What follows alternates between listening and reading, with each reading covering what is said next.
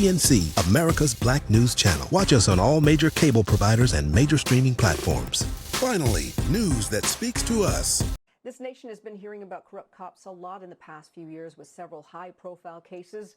Well, now, the Washington Post is reporting police misconduct cases cost towns and cities $1.5 billion. Some high-profile cases like the millions paid to the families of George Floyd and Breonna Taylor, but others much smaller and paid without the media spotlight. We're now being joined by Richard Kling. He's a criminal defense attorney and law professor at Kent College of Law. Thank you so much for being with us here this afternoon, Richard. The Washington Post looked at 40,000 payments from 25 of the nation's largest police and sheriff's departments. Those departments spent $3.2 billion to settle claims. When you hear those numbers, what comes to mind? It's not surprising. Over 2,400 2,400 wrongful convictions have been overturned by appellate courts, many of them in connection with police misconduct. And even those convictions which aren't overturned, you have people who are suing the police in the city of Chicago. There have been millions and millions of dollars which have been spent on paying people who have proved in court that their rights were violated by the Chicago Police Department. It's an astronomical amount of money that we, the taxpayers, quite frankly, are paying. I'm so glad you brought that up, Richard, because you always hear the police department paid this out, or the police department spent that money. But yeah, it's taxpayer dollars. It's your taxpayer dollars that are going to pay these settlements. So, Richard, it seems like departments may have a problem with their training.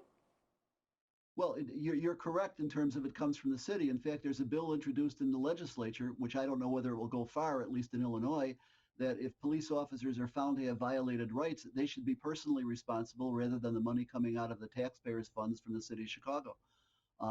As of January 1st, 2013, the state of Illinois has enacted a new statute called the Safety Statute, which, among other things, has extensive training for Chicago police officers, hopefully to avoid some of the things that police have gotten themselves into and would avoid settlements.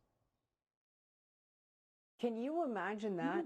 I mean, that seems pretty far-fetched. I like the idea of people being held personally responsible, but it sounds unlikely because look at the amounts of these settlements. An officer wouldn't be able to pay some of these amounts that these people are getting, and rightfully so. I mean, do you really think that would pass, or do you think that these departments just need to step up on their training and make sure that these officers and their enforcement and their policies are more strictly enforced? I don't think it will pass. We've had hard enough a time in Illinois passing a bill that people who don't get vaccinated should be responsible for their own hospital bills if they end up in the hospital. So I don't think it'll pass, but the new bill that comes into effect January of 2023 has tremendous numbers of additional requirements for police to be trained, for them to have training with respect to mental issues, to call support teams when individuals are involved in mental problems. So hopefully the January 23 bill will, if police are really trained and if they follow through on it, the problem, of course, with that is that's going to cost astronomical sums of money as well for the training. Yeah, so let's talk about that. Repeat offenders in Chicago cost the department $380 million of the $528 million it paid out. What about the whole idea then of funding or defunding the police? How does that factor into this? I think it really should be refunding or reassessing where the money goes to. You know, realistically, I don't think in a modern society we can afford not to have police. You can't defund the police and just say, who are people going to call in the event that they are victims of crime?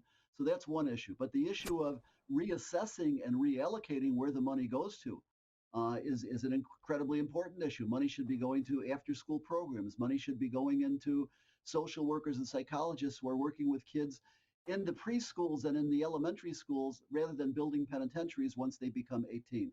You know, the answer, I think, is nipping the problem before it becomes a problem. And right now we're putting massive amounts of resources into punishment and incarceration, which I think would be better put into preventing these by and large kids from getting involved in the system.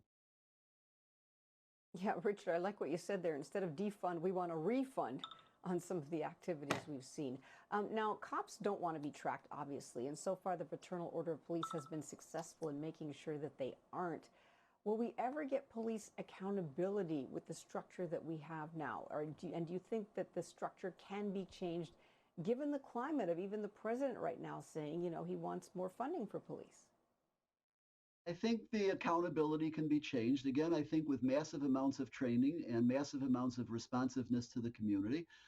Not all police officers are bad, and realistically, the public does need somebody to call in the event that we are victimized by individuals, and it's the police who we call.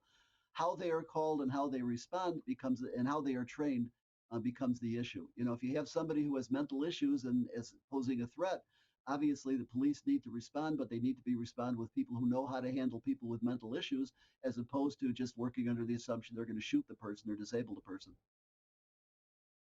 Mm. Appreciate your insight so much. Thank you for joining us, Attorney Richard Kling. Take care.